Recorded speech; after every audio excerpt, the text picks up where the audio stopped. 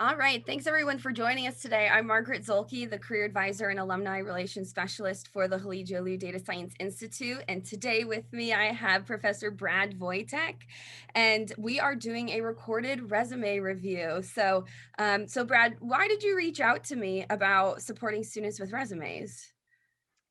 This time of year, I get quite a number of emails from people that are looking for summer opportunities, both from our students here at UC San Diego that are trying to find internships or research positions in labs or something like that, and also from people from all over the world that are trying to find positions here.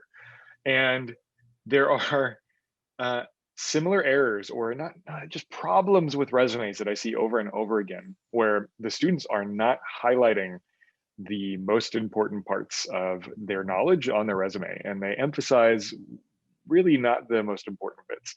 And so when I reached out to you, I said, hey, are you seeing these kinds of things too? This seems like a little bit of a problem, and I think we could probably help our students pretty easily by giving some feedback and advice. And so here we are. We're doing that now. Absolutely. And I think as we were talking, we noticed there was one really specific issue that we were consistently seeing on resumes, and that is that, students are not focused on their skills, right? Yeah. And so today we've got some examples to kind of show you exactly what we're talking about, to give you a tangible thing to look at and see, oh, wait, am I doing that? And if I am, how can I correct that so that I'm having more success with this process? So I'm going to share my screen here.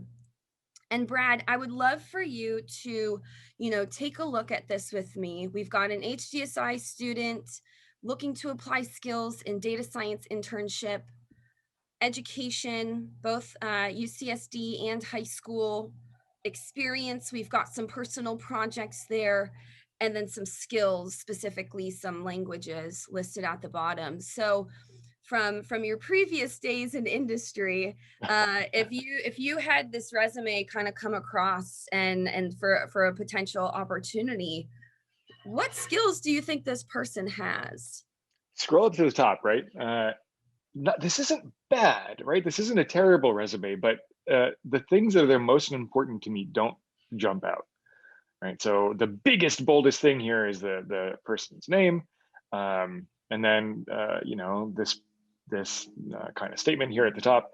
I don't know what skills they have though, right? I have to dig pretty deep, and it says under the education they've got their data science degree from UC San Diego, and then it lists a bunch of classes. I don't know what those classes teach.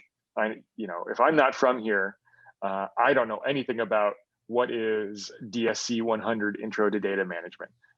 What skills have they learned? What language did they learn in that class? How did they learn how to do data management? Um, Nothing jumps out at me. It's not until you get down to the experience that things start to look a little bit more interesting. I start to see a personality somewhat of this person. Otherwise, at the beginning, at the very top here, this looks like a million other resumes. So what is your recommendation then for the top? I don't know. Sure. How do So you so I have a few recommendations. First starting with that coursework. In my conversations with students, it's well intentioned. They talk with their peers, they talk with their friends, maybe from the CSE department, and they see that they've listed all their courses. But a huge difference is that CSE is a little more established, and so there are some recruiters out there that know, oh, if they've done this class, that's kind of what we're looking for. Our students don't have that to them right now because our program is so new. So number one, there's no familiarity with the course numbers, the course name. But more importantly, we are a new undergraduate program offering a skill set in data science. And there is a range of undergrad programs out there. And obviously, in my biased opinion, I think we're the best one. we'd And like to think we're one of the best, right? because when you Exactly. really compare the curriculums, the amount of skill and concepts that our students learn is it's just it really is an in-depth, thorough training in data science. And so a huge uh, lost opportunity here is helping recruiters and employers understand what you're learning in an undergrad data science program, and showing that you are aware of what you're learning and how the skill that you've developed in the classroom applies to the opportunity that you're applying for. And that's really the missing piece that I see with the majority of the resumes that I review is, if I'm a hiring manager, or as my role as a career advisor, my red flag is going off, because what I'm seeing is that you don't have an understanding of the skills you've developed or how they apply to what you want to do outside of the classroom. So that's my biggest recommendation. And don't worry, we've got some resources to support you with that, because it's the hardest part. That's why no one does it, because it's Yeah. hard. And we acknowledge that. And so we've got some resources to help you out with that. So if hearing that advice is overwhelming, don't worry, we're here to help. The last piece I want to touch on here is a couple different things. So if we're looking at this student, they're graduating next year. Mhm. Um, I am a little concerned that there is high school on there, because Yeah. ultimately you should be having so many experiences through college that all that high school stuff kind of drifts to the bottom and kind of falls off your resume. And so feeling, if you're still relying on high school information by your junior year, unless it is like a volunteer experience or a work experience that is Maybe valedictorian or something, exactly, right? yeah, something that is like, outstanding or super relevant to the opportunity you're Mhm. applying for. If it's not meeting that criteria, let's keep it off, because otherwise it makes me question, do you have enough experiences, or are you still relying on that high school experience? Can The I last, jump off of that, Maggie, really quick? definitely, yeah. Right. So this continues to be true, right? The farther along you get now as a tenured faculty member here, I don't even I think I have my undergraduate university and degree name listed on my professional resume or CV, Mhm. right? And so there's a big component here of resumes, which is these kinds of indirect signals, Yes. right? So if you place your high school on here, then that is indirectly signaling to me that you don't have other experience that you consider, as Maggie's saying, better than your high school GPA and the fact that you took AP Math, CS, Physics, and Statistics. Mhm. And so that's an indirect signal to me that this isn't maybe what we're looking for already, right at the top, right? Yep. So you have to be very aware of these indirect signals. And I think that's what we're hoping to do with this resume workshop, is kind of provide you that insight and perspective, so that while things you're doing are well intentioned, you're developing that awareness of what that's communicating to potential employers. And then on that note, what you're communicating is that you're looking for a data science internship. Great. What else? So is everybody. So many data science internships, and this is where I really like, resumes are showing that you're qualified, but it's also giving them a glimpse of who you are as a candidate. And I'm a huge advocate for, if you are going to include an objective, include a great objective that is talking about maybe some of those more transferable skills that are sometimes harder to articulate through experiences, whether it's teamwork, communication, organization, or your interests. I'm looking to apply my skills in a data science internship focused on, music visualizations. If I'm Spotify, I'm like, yes, this person is aligned with what we do. If I'm Spotify and I see data science internship, okay, cool. But like, what else is there? So I think, it's about finding that balance of making sure that you are, just really kind of sprinkling in these skills, whether they're technical or whether they're more of that softer transferable, in every opportunity you have in your resume, so that the skills that you can contribute, they are jumping out in every sentence and everywhere that we look on your Yep. resume. It's those soft skills are so critical. That comes up over and over and over again when we work with our industry partners here at UC San Diego, right? They say, that's great that you have such technically oriented students, right? They're learning all of these technical skills, but do they know how to apply them to nebulous difficult projects where they're communicating with team members who don't have those technical skills and have Mhm. to write a report to their boss who also doesn't have technical skills, right? So emphasize those as best you can every opportunity. Exactly. I fully agree. Yes, yeah, your resume is not just about what you've learned in the classroom, it's what you can contribute to that Yep. opportunity.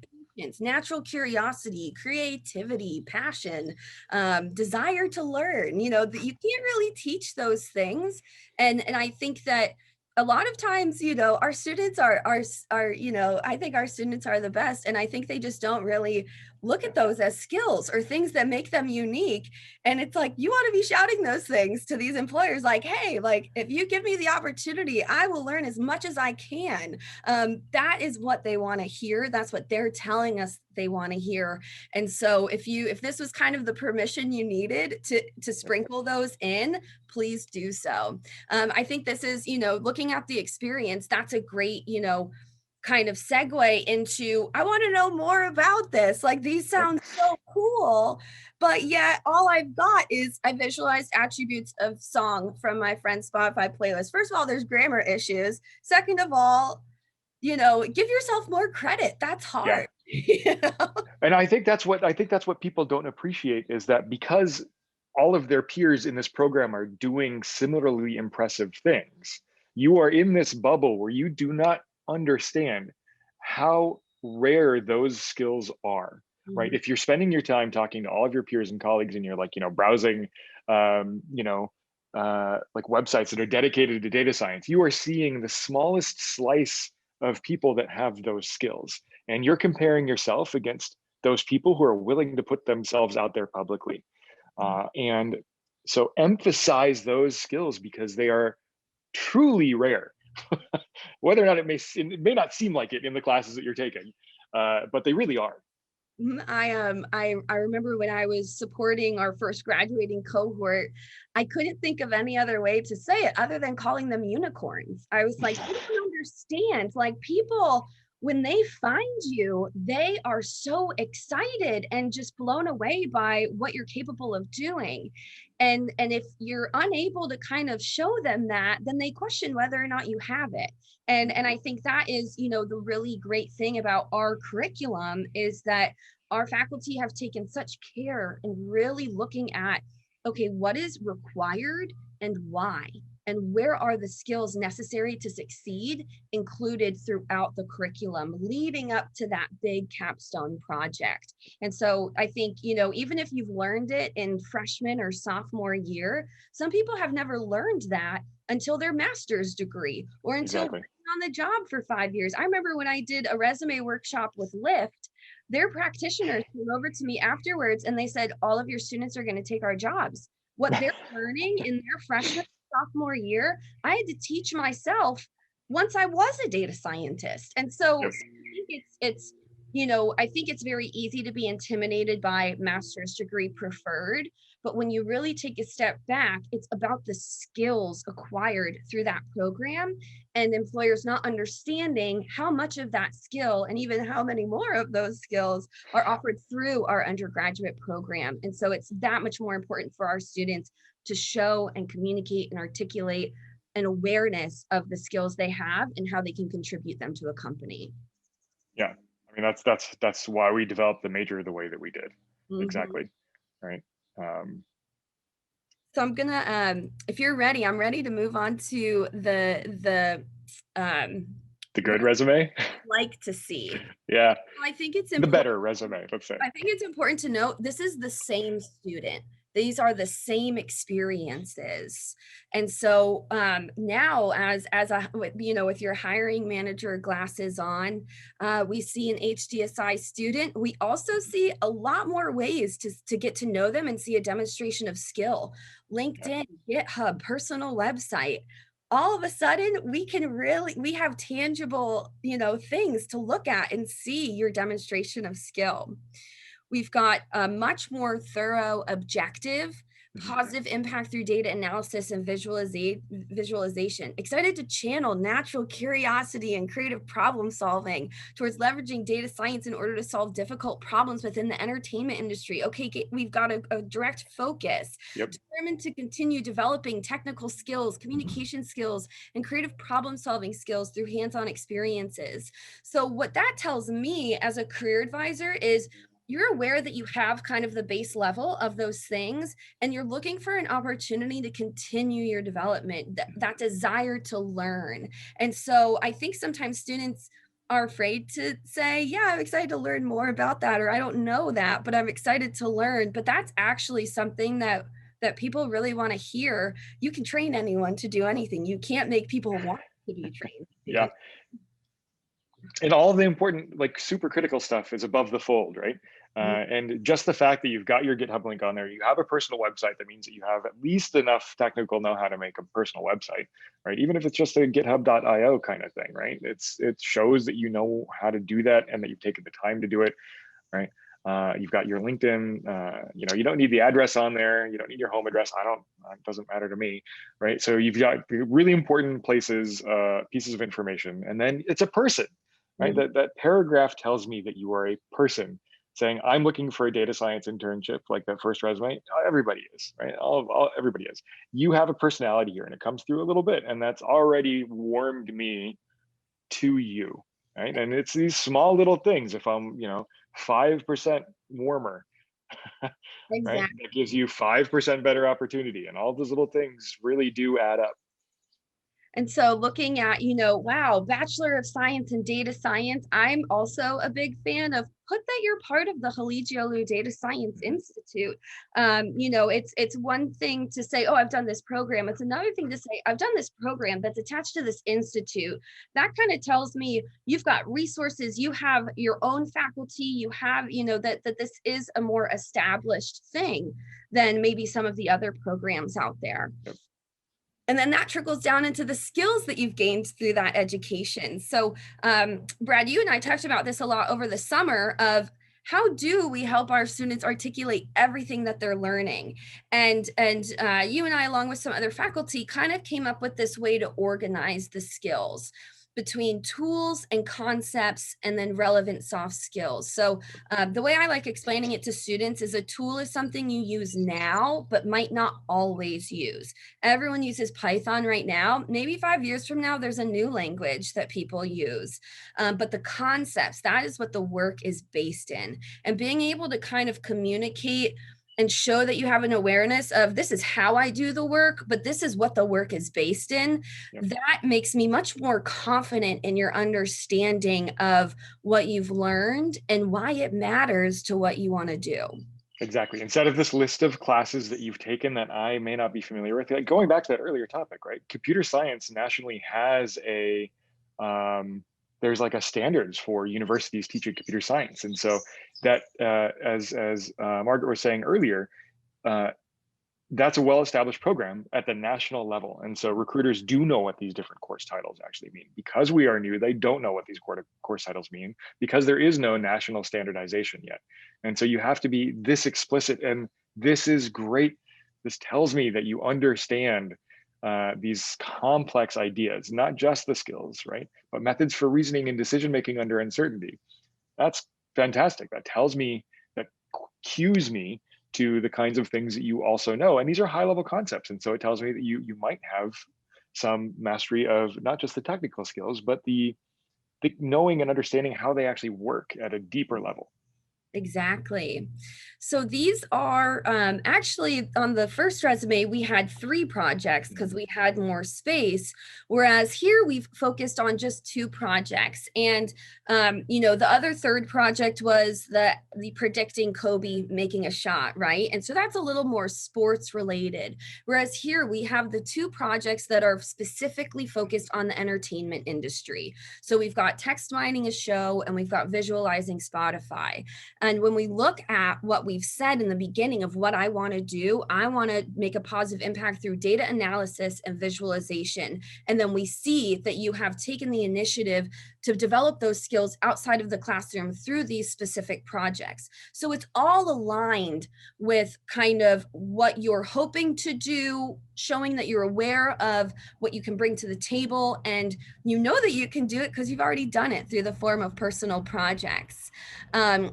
I also want to note these are actually hyperlinked to the project. So that's a huge thing that we're seeing with remote, is that while they're interviewing you, they're looking up your project and they're asking you questions. And while some students are intimidated by that, that's a huge advantage for you, because now all of a sudden it's no longer hypothetical. They can actually see what you're capable of doing.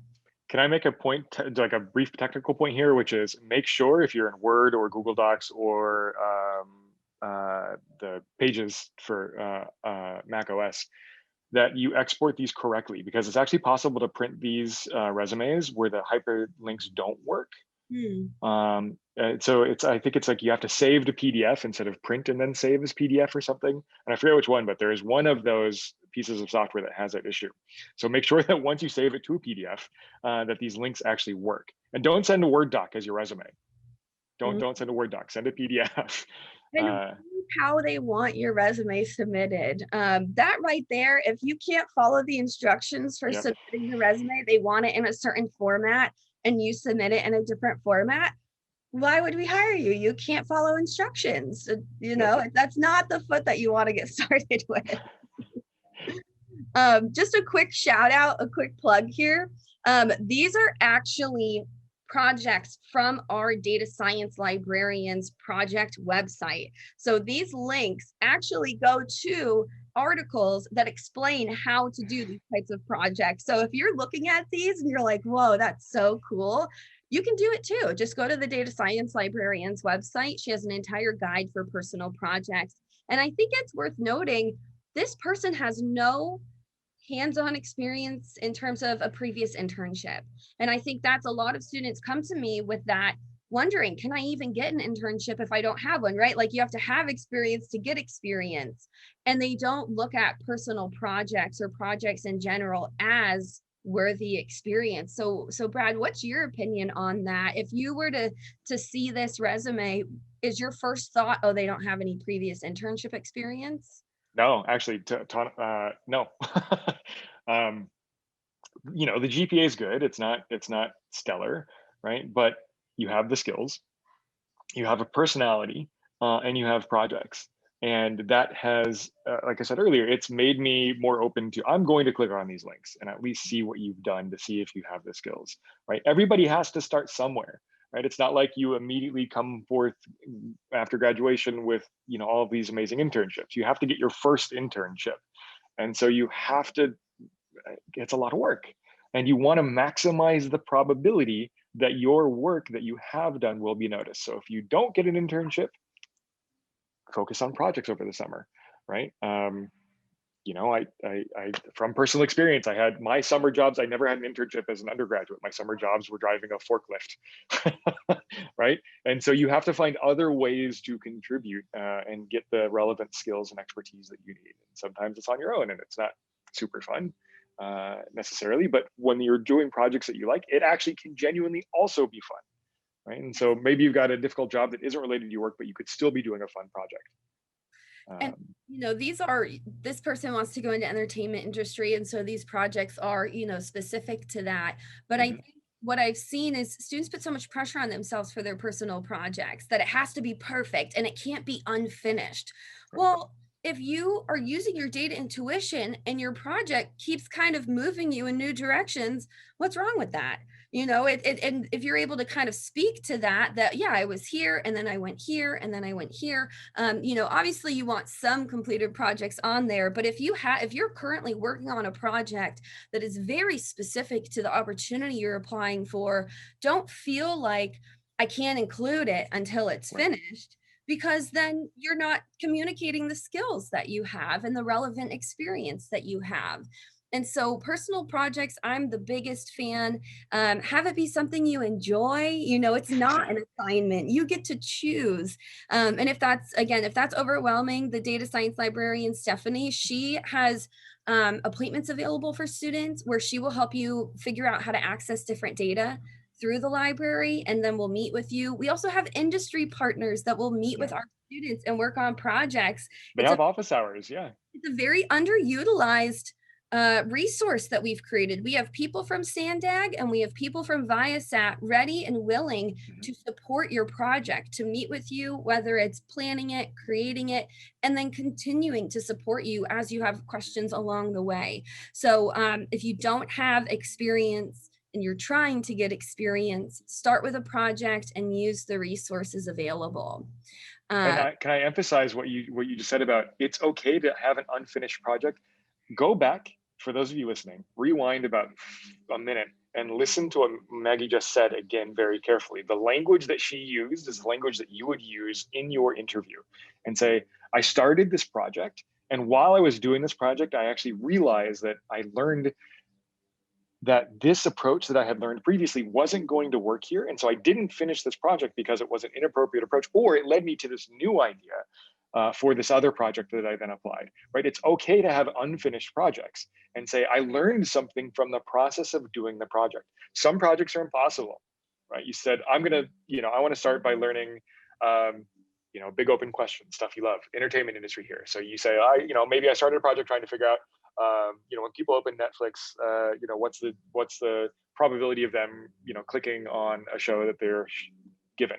You don't have those data. How could you figure out how to do it? And so maybe you started a project, you thought about how to do it, you scraped some data, and you realize that there's rate limiting steps, and you got locked out of Netflix.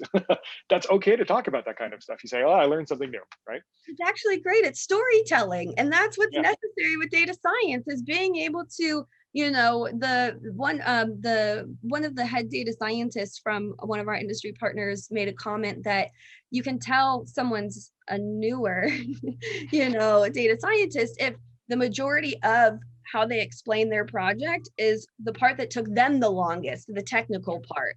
But when you're talking to stakeholders, they don't care. They want to hear, why did you make that decision? Okay, what does that tell us? Okay, how can we use this result and information to our advantage? So the more you can kind of practice just explaining your project process, that's actually interview prep, and that's actually professional development.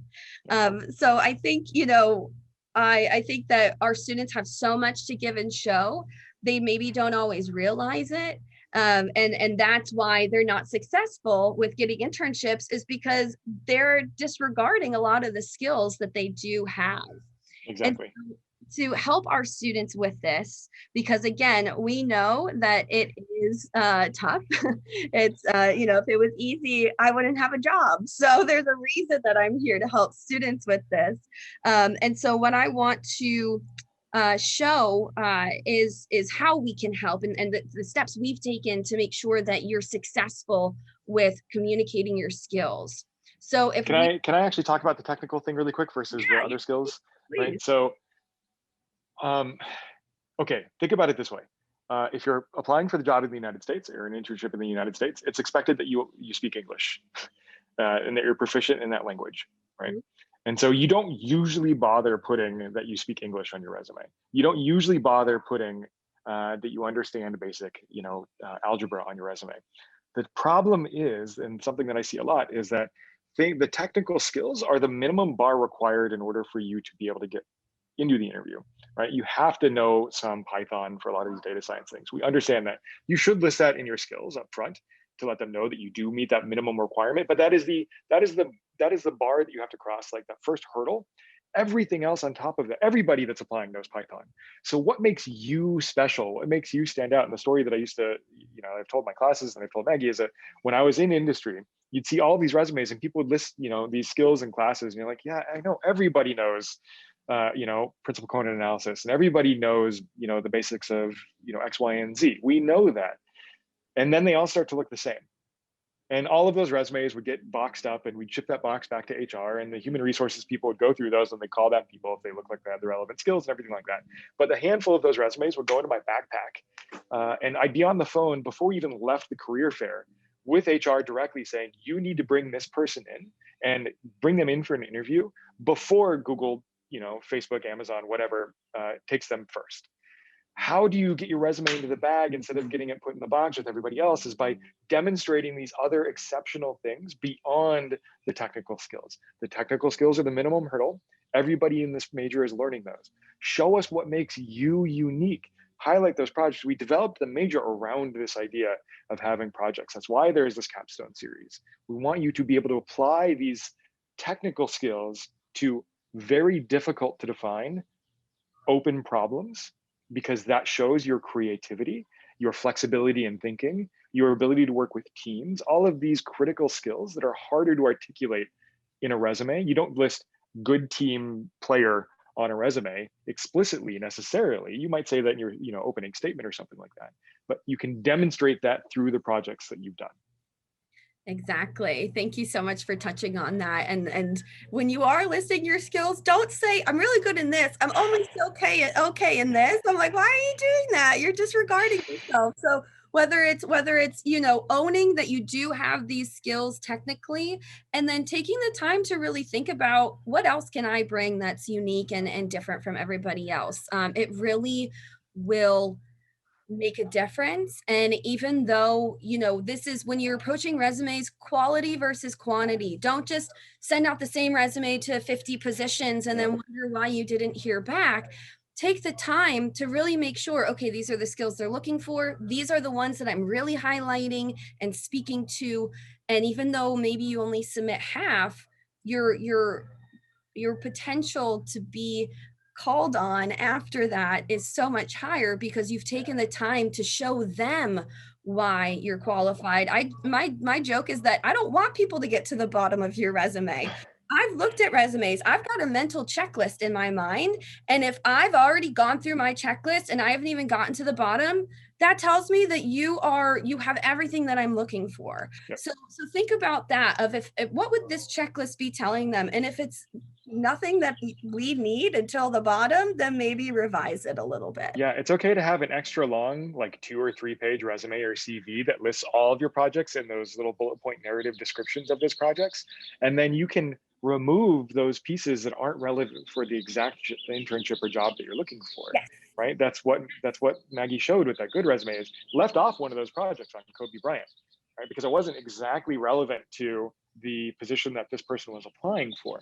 So it's okay to remove those, but keep all of those in some master resume that's multiple pages long. As you get farther in your career, it'll be many pages long. And then you edit out the parts that aren't directly relevant to the position that you're applying for. And that way you're not rewriting and redoing. I think that's the confusion, is when people think you're telling me to tailor my resume for every position. I'm not telling you to rewrite a resume every day. I'm telling you, keep this master and then pick and choose what is most relevant for the role. So thanks for touching on that. That's I mean, I've been there where I'm like, oh, how did I write that? Wait, what did I say for this one? Keep it in all one place. Don't delete anything. Just select what matters most. So to help you out with all of this, career services, datascience.ucsd.edu, career services students.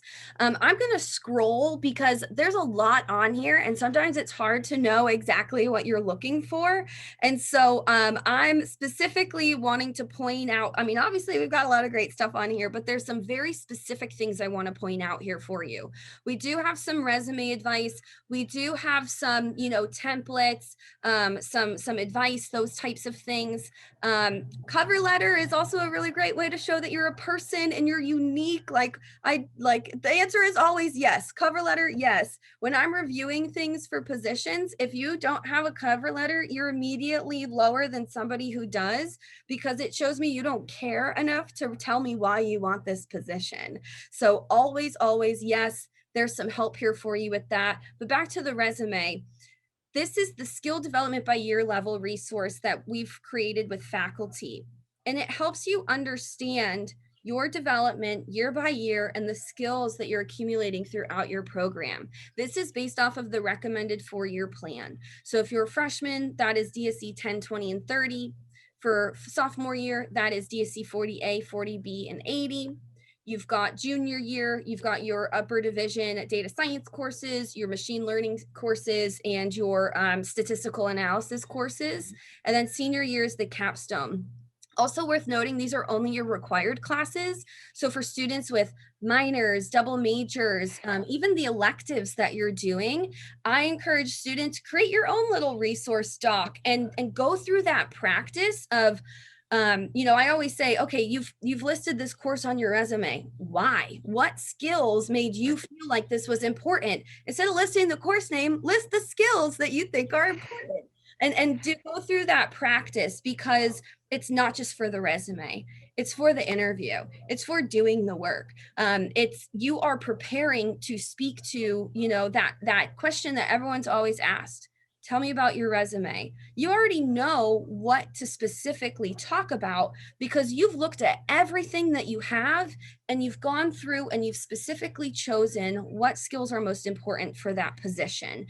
So even though it feels tedious, it's actually preparing you for that callback that hopefully you will get if you've gone through this practice of making sure that the skills that they're looking for are very clear on your resume.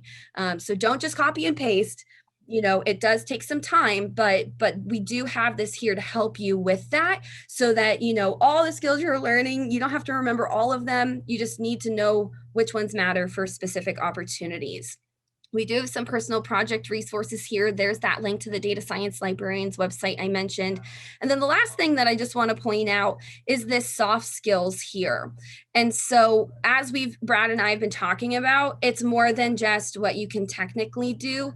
This is straight from the mouths of our industry board partners.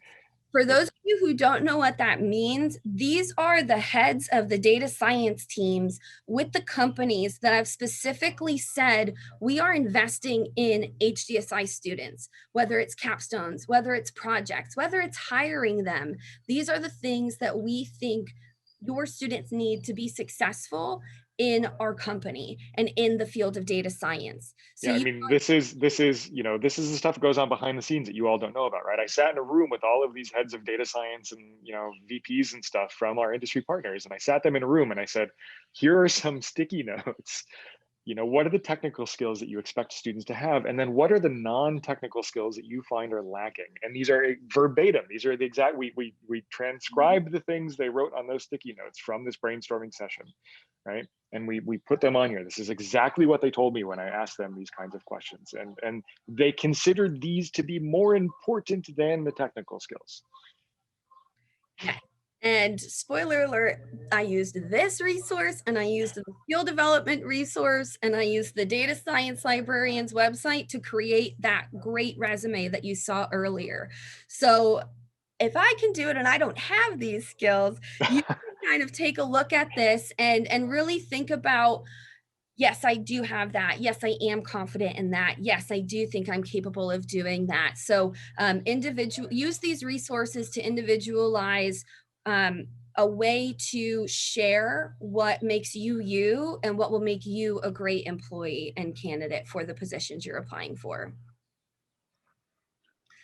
All right. Well, we made a promise that we weren't going to be super long with this. So we hope that this was helpful for you. If you're a data science major or alumni, feel free to meet with me and we can go over a resume review, but take this advice first and then come to me with your final draft. Obviously, if you're super overwhelmed, I'm more than happy to walk you through step by step, but going through this process, challenging yourself to really critically look at, what do I have and what can I contribute? That is so essential for your professional development. And it may be hard at first, but it really will put you on a great trajectory and it will really help you out in the future. So we hope you use our resources.